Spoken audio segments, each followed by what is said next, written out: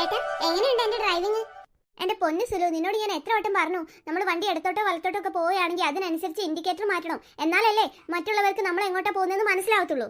അയ്യടാ, അങ്ങനെ പേര് തെണ്ടികളും ഞാൻ എങ്ങോട്ടാ പോകുന്നതെന്ന് മനസ്സിലാക്കണ്ട. ഓ, കുറച്ചെങ്കിലും ബുദ്ധി ഉണ്ടായിരുന്നെങ്കിൽ നിന്നെ മന്ദബുദ്ധിയെന്നെങ്കിലും വിളിക്കായിരുന്നു എന്റെ സുലു. എന്തോന്ന് മനുഷ്യ നിങ്ങൾ ഈ പറയുന്നത്? നമ്മളൊരു വഴിക്ക് പോകുമ്പോ എന്തിനാ അത് നാട്ടുകാരെ മുഴുവൻ അറിയിക്കുന്നത് നമ്മൾ അങ്ങോട്ടാ പോകുന്നതെന്ന്? അത് കൊള്ളാം, നിങ്ങളൊക്കെ ഇങ്ങനെയാണോ പോകുന്നത്? വെറുതെ ഞങ്ങൾക്കൊക്കെ ഒരു സ്ഥലത്ത് പോയി വരാൻ 1-2 മണിക്കൂർ എടുക്കുന്നത്. ആ സമയം ഉണ്ടെങ്കിലേ ഞാൻ നാട് മുഴുവൻ പോയിട്ട് വരും. പിന്നെ ഞങ്ങളെ പോലെ നാട്ടുകാരെ മുഴുവൻ അറിയിച്ചിട്ടാണല്ലോ ഞാൻ പോവല്. ഇത് കൊള്ളാം. എന്തൊരു കഷ്ടമായത്, ഞാൻ പോകുന്നത് മറ്റുള്ളവരൊക്കെ അറിയിക്കണമെന്ന് വെച്ചാല്. ഓ, ഞാൻ ഒന്നും പറയുന്നില്ല സുലോ, ഈ എന്റെ ഇഷ്ടത്തിന് വണ്ടി ഓടിച്ചോ. ഒരു കാര്യം ഞാൻ പറഞ്ഞേക്കാം, ഏതേ വണ്ടിക്കാർ കൊണ്ടുവന്ന് എന്റെ വണ്ടിയുടെ മൂട്ടിൽ കുത്തി അവിടെ പറ്റി ഇവിടെ പറ്റി എന്ന് പറഞ്ഞ് എന്റെ അടുത്തേക്ക് പരാതിയായിട്ട് വരരുത്. പിന്നെ എനിക്ക് നിങ്ങളൊക്കെ നന്നായിട്ട് വണ്ടി ഓടിക്കാൻ അറിയാം. എന്റെ പൊന്നു സുലു, വണ്ടി ഓടിക്കാൻ അറിഞ്ഞിട്ട് മാത്രം കാര്യമില്ല. റോട്ടിലൂടെ വണ്ടി ഓടിച്ച് കൊണ്ടുപോകുമ്പോൾ അതിന് ചില നിയമങ്ങളൊക്കെ പാലിക്കാനുണ്ട്. അതിലൊന്നാണിത്, ഇടത്തോട്ട് പോകുമ്പോൾ ഇടത്തോട്ടുള്ള ഇൻഡിക്കേറ്ററും വലത്തോട്ട് പോകുമ്പോൾ വലത്തോട്ടുള്ള ഇൻഡിക്കേറ്റർ ഇടണം എന്നുള്ളത്. ശരിയാ, നിയമമാണല്ലേ? അപ്പൊ ഞങ്ങൾ എന്താ നേരത്തെ പറയാഞ്ഞേ? നേരത്തെ പറഞ്ഞപ്പോ ഈ ഇടേനല്ലോ അല്ലേ? പക്ഷേ ഇൻഡിക്കേറ്റർ ഇടാൻ വേണ്ടി കൈയൊക്കെ ഹാൻഡിൽ നിന്ന് എടുത്തു കഴിഞ്ഞാൽ പിന്നെ ബാലൻസ് ആയിട്ട് ചെയ്യാൻ വീടുപോലെ. അല്ലെങ്കിൽ വണ്ടി നിർത്തിയിട്ട് വേണം ഇൻഡിക്കേറ്റർ ഇട്ട് പോവാന്. എന്റെ ഈശ്വര, ഏത് സമയത്താണ് നിന്നെയൊക്കെ വണ്ടി പഠിപ്പിക്കാൻ കൊണ്ടുവന്നത് ഞാൻ? ഞാനായിട്ട് ഞങ്ങളെ കൂടെ പഠിക്കാൻ ഇറങ്ങി തിരിച്ചതു. ഇവിടെ അപ്പോഴേ അച്ഛനും അമ്മയും പറഞ്ഞതാണ്, മോളെ ഓൻ്റെ കൂടെ പോണ്ട ഓൻ എന്നെ തള്ളിയിടൂ, അല്ലെങ്കിൽ ഓൻ മര്യാദയ്ക്ക് പഠിപ്പിക്കുകയല്ല, ഓനോ മര്യാദയ്ക്ക് ഓടിക്കാൻ അറിയില്ലാന്ന്. അതൊന്നും കേൾക്കാതെ നിങ്ങൾക്ക് 10,000-10,000 റുപ്യ ചെലവാക്കണ്ടെന്ന് കരുതിയിട്ടാണ് ഞാൻ ഡ്രൈവിംഗ് സ്കൂളിൽ പോയി പഠിക്കാതെ നിങ്ങളെ കൂടെ പഠിക്കാൻ പുറപ്പെട്ട്. എന്നോട് നിങ്ങൾ ഇങ്ങനെ തന്നെ പറയും വേണം. അല്ല സുലിയാക്ക്, ഇത്ര നാൾ ഇങ്ങനെ ഡ്രൈവിംഗ് പഠിക്കണമെന്നൊന്നും ഒരു താല്പര്യം ഇല്ലെങ്കിലോ? ഇപ്പൊ പെട്ടെന്ന് എന്താ ഒരു ഡ്രൈവിംഗ് പഠിക്കാൻ പോയി?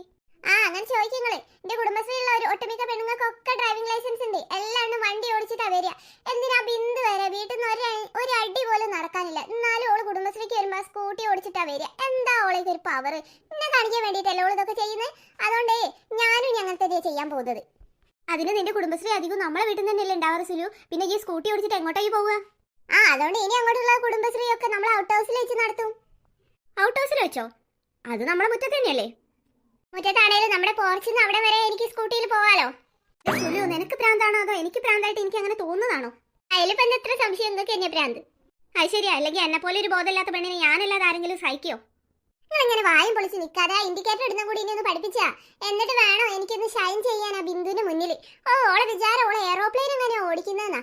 നാളെ കുടുംബശ്രീക്ക് ഓള് വന്ന വരവൊന്ന് കാണണ്ടേ നിങ്ങള്. അല്ല സുലു, നമ്മളെ പോർച്ചിന്ന് ഔട്ട് ഹൗസ് വരെ പോകുന്നതിന് എന്തിനാ ഇൻഡിക്കേറ്റർ ഇടുന്നത്?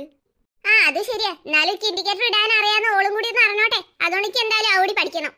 എന്റെ സുലു, എന്തിനാണ് ഈ കണ്ട പെണ്ണുങ്ങൾ ചെയ്യുന്നൊക്കെ അതുപോലെ ചെയ്യാൻ നിൽക്കുന്നത്? ശരി, നിങ്ങൾ തന്നെയല്ല ആദ്യം പറയല്. ഈ ആ ബിന്ദുവിനെ കണ്ടുപിടിക്കുക, പരിമളത്തിനെ കണ്ടുപിടിക്കുക, ഓരൊക്കെ അങ്ങനെയാണ് ഇങ്ങനെയാണ്. പച്ചക്കറി വാങ്ങിക്കൊണ്ടുവരാൻ ഞങ്ങളോട് പറഞ്ഞങ്ങളോര്. ബിന്ദു കണ്ടില്ലേ ഒറ്റയ്ക്ക് മാർക്കറ്റിൽ പോയി സാധനങ്ങൾ വാങ്ങിക്കൊണ്ടുവരുന്നത്, പരിമളം കണ്ടില്ലേ ഒറ്റയ്ക്ക് ചിക്കൻ വാങ്ങാൻ പോകുന്നത്. അങ്ങനെയൊക്കെ നിങ്ങൾ തന്നെയല്ലേ എന്നോട് പറയല്. എന്നിട്ടിപ്പം ഞാൻ എന്തിനാ മറ്റുള്ളവരെ നോക്കി പഠിക്കുന്നതെന്നോ? നിങ്ങൾ തന്നെയല്ലേ എന്നോട് ഓലൊക്കെ കണ്ട് പഠിക്കാൻ പറഞ്ഞേ? അത് ഞാനൊരു ദുർബല നിമിഷത്തിൽ പറഞ്ഞു പോയത് എന്റെ സുലു. ഈ ദേവി ഇത് ആരും കണ്ട് പഠിക്കരുതോ. ഉമ്മാതിരി പഠിത്തൊക്കെ പഠിച്ചാലേ ഞാൻ ആകെ അടങ്ങാറായി പോകും. നമുക്ക് പോകുന്ന വഴിയെ തയ്യൽ കടയിൽ നിന്ന് എന്റെ ബ്ലൗസ് വാങ്ങിക്കാനുണ്ട്. നീ ബ്ലൗസ് ഒക്കെ തുന്നിക്കാൻ വേണ്ടി തയ്യൽ കടയിൽ കൊടുത്തോ? നീ അടിക്കായിരുന്നല്ലോ, പിന്നെന്താ അവിടെ കൊടുത്തെന്തിനാ നീ? അതിന് നല്ല പൈസ ആവൂലേ? എന്റെ മനുഷ്യ, എനിക്ക് പുതിയ ഫാഷനിലും മോഡലും ഒന്നും അടിക്കാനൊന്നും അറിയത്തില്ല. ആ ബിന്ദു കെട്ടി വരുന്ന ബ്ലൗസിന്റെ ബാക്ക് വശങ്ങൾ കണ്ടണോ? എന്തല്ലാ ഡിസൈനുകളാ. അതുകൊണ്ടേ അതേപോലെ ഒരു അടിപൊളി ഡിസൈനാണ് ഞാനും കൊടുത്തത്. ചേടാ, ഈ ബിന്ദു കാരണം ജീവിക്കാൻ വയ്യാന്നുള്ള അവസ്ഥയായല്ലോ. ആണല്ലേട്ടാ, എനിക്ക് അങ്ങനെ തന്നെയാ. എന്തൊരു ശല്യം എന്നറിയോ ഓളെ കൊണ്ട്. ഓള് കാരണം ഒരു സമാധാനം ഇല്ല. ഓള് വാങ്ങിക്കുന്ന സാധനങ്ങൾക്കാണെങ്കിൽ ഒരു കണ്ണും കയ്യും ഇല്ല. ഇതെല്ലാം ഞാനും വാങ്ങിച്ചുണ്ടാക്കണ്ടേ. എന്തിനാ സുലു ഈ ഓള് വാങ്ങിക്കുന്ന എല്ലാ സാധനവും ഈ വാങ്ങിക്കാൻ പോകുന്നത്? പിന്നെ ഓൾ അതെല്ലാം ഇട്ട് ഞെളിഞ്ഞ് എന്റെ മുന്നിൽ കൂടെ നടക്കുമ്പോ ഞാൻ ഇങ്ങനെ വായി പൊളിച്ച് നോക്കിക്കാന്നാ? അതിന് സുലുവിനെ കിട്ടൂല. ഞാനേ ഓളെക്കാളും മുന്തിയ തറവാടി ജനിച്ചതാ. എന്റെ അഭിമാനിക്ക് കാണിക്കണ്ടേ? എന്റെ അഭിമാനം കാണിക്കൽ കാരണം എന്റെ പൈസയൊക്കെ തീരുന്നുണ്ട്. അല്ലെങ്കിൽ നിങ്ങൾക്ക് ഇതിനെ കുറിച്ച് ഒരു ചിന്തയില്ലല്ലോ. അതല്ലേ ആ ബിന്ദുവിന്റെ ഭർത്താവൊക്കെ ഒക്കെ എത്രമാത്രം ഡ്രസ്സുകളാണ് വാങ്ങി കൊടുക്കുന്നതെന്ന് അറിയോ? ഡ്രസ്സ് മാത്രമോ, അതിന് മാച്ചായിട്ടുള്ള ചെരുപ്പ്, കമ്മല്, കൊട എന്ന് പറഞ്ഞ് എന്തെല്ലാം അവള് വാങ്ങിക്കൂട്ടുന്നത്. നിങ്ങളാണെങ്കിലും നിങ്ങളെ പൈസ തീരുന്നു പറഞ്ഞൊരു സാധനത്തേക്ക് വാങ്ങി തരികയല്ല. ഇങ്ങനെ മുഖം വീർപ്പിക്കണ്ട, നമുക്ക് എന്തെങ്കിലും ഒക്കെ ചെയ്യസുലോ. തൽക്കാലം നമ്മള് വീട്ടിൽ പോയാലോ? അല്ല മനുഷ്യ, എന്നല്ലേ മോളെ പെണ്ണാണെ വന്നവര് പിന്നെ ഒന്നും പറഞ്ഞില്ല നിങ്ങളോട്? ഇല്ല, അവരിതുവരെ വിളിച്ചിട്ടൊന്നുമില്ല. എന്തായാലും നമ്മള് മോളോട് ഒന്നുകൂടി ചോദിക്കാം. അവളോട് ഇനി എന്തിനാ ചോദിക്കുന്നത്? അവളല്ലേ ഇന്നലെ ആ പയ്യനോട് നമ്പറൊക്കെ ചോദിച്ചത്. അതിന് ചിലപ്പോ കല്യാണത്തിന് ഇഷ്ടമല്ലാന്ന് എന്താ വിളിച്ചറിയാനാണോ എന്ന് അറിയില്ലല്ലോ. അങ്ങനെ എന്തായാലും അവള് ചെയ്യലുണ്ടാവില്ല. എന്തായാലും വീട്ടിൽ പോയി ചോദിച്ചോക്കാം, അതാ നല്ലത്. വേഗം വണ്ടി കയറി പോവാ നമുക്ക്. എന്തൊരു കോമഡിയല്ലേ ഇത്. ഇതെവിടെ വന്നിരിക്കണം? എന്റെ പാറു, ഈ സിനിമ കണ്ട് ഞാൻ എത്ര ചിരിച്ചറിയോ? നീ എവിടെ നീ വാ വന്ന് ഇരുന്ന് കണ്ടോക്ക്, അടിപൊളിയാ. അല്ല ചേച്ചി, സിനിമയും കണ്ടുപിടി ചിരിച്ചിരുന്നാ മതിയോ? കല്യാണം മുടക്കാൻ എന്തെങ്കിലും പ്ലാൻ ചെയ്യണ്ടേ? എന്തിന്? എന്തിനോ? അപ്പൊ ചേച്ചിയല്ലേ ഇന്നലെ പറഞ്ഞത് കല്യാണം മുടക്കി തരണം, എന്റെ കൂട്ടുബുദ്ധി പ്രയോഗിക്കണം എന്നൊക്കെ. അത് ഇന്നലെയല്ലേ പാറു. അപ്പൊ കല്യാണം മുടക്കണ്ടേ? എന്റെ പാറുയ്യ ചക്കര കണ്ടില്ലേടി, എന്ത് ഭംഗിയാ കാണാൻ. പോരാത്തിന് പുള്ളിക്കാരന്റെ വേഷമൊക്കെ നോക്ക്, കോട്ടും സൂട്ടും. ഹോ അടിപൊളി, സൂപ്പർ അല്ലേ? ഓക്കെ, കണ്ടപ്പോ തന്നെ ഇഷ്ടമായി. പിന്നെ ഗൾഫിൽ നല്ല ജോലി, കല്യാണം കഴിഞ്ഞാൽ എന്നെ ഗൾഫിൽ കൊണ്ടുപോവുകയും ചെയ്യൂ. പിന്നെ ഞാൻ പഠിക്കുകയും വേണ്ട, എക്സാം എഴുതണ്ട, സുഖമായില്ലേ? ഹോ എങ്ങനെയെങ്കിലും ഒന്ന് പെട്ടെന്ന് കല്യാണം കഴിച്ചാൽ മതിയടി. അപ്പൊ വരണേട്ടനാ? ഓ എന്റെ ഒരു ഉണങ്ങിയ വരണേട്ടെ. ഒന്റെ ക്ലാസ് തന്നെ എല്ലടി പഠിക്കുന്നത്. ഓൻ എന്തായാലും തോൽക്കും, പഠിക്കാൻ ഒന്നെക്കാളും മോശമാണ്. മാത്രമല്ല ഓൻ പഠിച്ച് പാസ്സായിട്ടൊക്കെ പിന്നെ എപ്പോ പടി കിട്ടി, എപ്പോ ശമ്പളം കിട്ടി, എപ്പോ ഗൾഫിൽ പോയിട്ട് എപ്പോ ഞങ്ങൾ കല്യാണം കഴിക്കാൻ എന്റെ പാറു. അപ്പൊ ഇതാണല്ലേ ചേച്ചി ഈ തേപ്പ്? ഈ ജോലി വേലയില്ലാത്ത ചെക്കന്മാരൊക്കെ പെൺപിള്ളാരെ കളിയാക്കാനും നാണം കെടുത്താനും വേണ്ടിട്ട് തേപ്പാണെന്നൊക്കെ പറഞ്ഞ് നടക്കും. ഒരു കഥ എന്റർടൈൻമെന്റ്. അപ്പൊ അച്ഛനും അമ്മയും ചോദിച്ചാൽ ചേച്ചി കല്യാണത്തിന് സമ്മതാന്ന് പറയും, പിന്നെ 100 വട്ടം സമ്മതാന്ന് പറയും. പിന്നെ പറയൂ, പെട്ടെന്ന് തന്നെ ഞങ്ങളെ കല്യാണം ഉണ്ടാവട്ടോ. അത് കഴിഞ്ഞാൽ ചേച്ചി അങ്ങ് ഗൾഫിലേക്ക് പോകും. ഇനി ഇവിടുന്ന് നല്ലോണം പഠിച്ച് പാസ്സായിക്കോളേണ്ടി. എന്റെ ഗ്ലാമറിനാണ് ഇങ്ങനത്തെ ഒരു ചെക്കനെ കിട്ടിയത്. പക്ഷെ എനിക്ക് എന്റെ അത്ര ഗ്ലാമർ ഒന്നും ഇല്ലാത്തോണ്ടേ എനിക്ക് ഇങ്ങനത്തെ അടിപൊളി ചെക്കന്മാരൊന്നും കിട്ടൂല. ആ വരുണിനെ പോലെ ആരെങ്കിലും കെട്ടേണ്ടി വരും, അല്ലെങ്കിൽ മര്യാദയ്ക്ക് ഇരുന്ന് പഠിച്ചോ.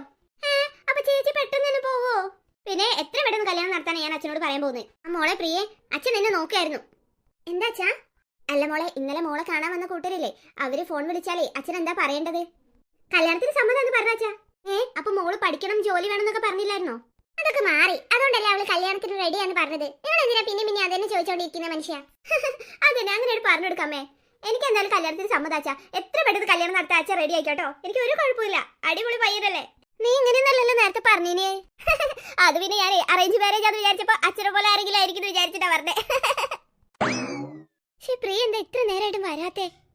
നീ വന്നോ? ഞാൻ എത്ര നേരം ഇവിടെ വെയിറ്റ് ചെയ്യുന്നു അറിയാം നിനക്ക്? ഓ സോറി വരുൺ, ഞാൻ കുറച്ച് തിരക്കായി പോയി. അല്ല നീ എന്തിനാ ഇത്ര അത്യാവശ്യമായിട്ട് വരണമെന്ന് പറഞ്ഞേ? ഞാൻ പറഞ്ഞല്ലേ എനിക്കിപ്പോ വരാൻ പറ്റത്തില്ലെന്ന്. ഇല്ലെങ്കിൽ നീ വീട്ടിലേക്ക് വരുന്നു പറഞ്ഞോണ്ട് മാത്രം ഞാനിപ്പോ ഇറങ്ങി വന്നേ. എനിക്ക് പെട്ടെന്ന് നിന്നെ കാണണമെന്ന് തോന്നി, അതുകൊണ്ടാ. എന്നെ വരണേ, നീ പെട്ടെന്ന് കാര്യം പറഞ്ഞ് പോകാൻ നോക്ക്. വീട്ടിൽ അച്ഛനും അമ്മയും ഒക്കെ ഉണ്ട്. നീ എന്താ ഞാൻ ഫോൺ വിളിച്ചിട്ട് എടുക്കാത്ത ഇപ്പോ? അത് എന്റെ ഫോണേ അമ്മേന്റെ അടുത്തായിരുന്നു, അതാ. അതെന്തിനാ അമ്മ നിന്റെ ഫോൺ വാങ്ങി വെച്ചേ? അത് പിന്നെ ഞാൻ പറഞ്ഞില്ലായിരുന്നോ അന്ന് എന്നെ ഒരു കൂട്ടരി പെണ്ണാണാൻ വരുന്നൂന്ന്? അത് ഏകദേശം ഉറപ്പിച്ച മട്ടാ. നീ എന്തായി പറയുന്ന പ്രിയേ? നീ അല്ലേ പറഞ്ഞേ കല്യാണം എങ്ങനെയും മുടക്കുന്നത്? എന്നിട്ടിപ്പോ? അതൊക്കെ ശരിയാ, പക്ഷെ അച്ഛനും അമ്മയ്ക്ക് ഭയങ്കര നിർബന്ധം. നല്ല ഫാമിലിയാണ്, നല്ല ജോലി ഉണ്ട് എന്നൊക്കെ പറഞ്ഞിട്ട്. പിന്നെ എനിക്കാണെങ്കിൽ കുറച്ച് കഴിഞ്ഞാൽ പിന്നെ കല്യാണയോഗം ഇല്ലെന്നാ പറയുന്നത്. അതുകൊണ്ട് ഇതന്നെ മതിയെന്നാ തീരുമാനം. പ്രിയ നീ എന്തൊക്കെയാ പറയുന്നത്? എനിക്ക് നല്ല ദേഷ്യം വരുന്നുണ്ട് കേട്ടോ. നീ എന്നെ തേക്കാനുള്ള ഉദ്ദേശമാണോ? ഓ അതൊന്നും അല്ല വരണേ. നിനക്ക് ഒന്നാമത് ജോലിയും കൂലിയും ഒന്നുമില്ല, അവിടെ നമ്മളെ കാര്യം എന്തായാലും സെറ്റ് ആവത്തൊന്നുമില്ല. നീ വേറെ ആരെയും നോക്ക്. നമ്മുടെ ക്ലാസ്സിൽ വേറെയും കുറേ പെൺകുട്ടികളല്ലേ. അനാമികയ്ക്ക് നിന്റെ പേരിൽ ഒരു കണ്ണുണ്ടെന്ന് തോന്നുന്നു. നീ അവളെ ഒന്ന് സെറ്റാക്ക് കേട്ടോ. ഞാൻ തൽക്കാലം ഈ ഗൾഫുകാരനെ കെട്ടി ഗൾഫിലൊക്കെ പോയിട്ട് ഒന്ന് സൂചിച്ച് ജീവിക്കട്ടെ. എന്നാ ശരിട്ടോ വരണേ, പിന്നെ എപ്പോഴേലും കാണാം. ബൈ.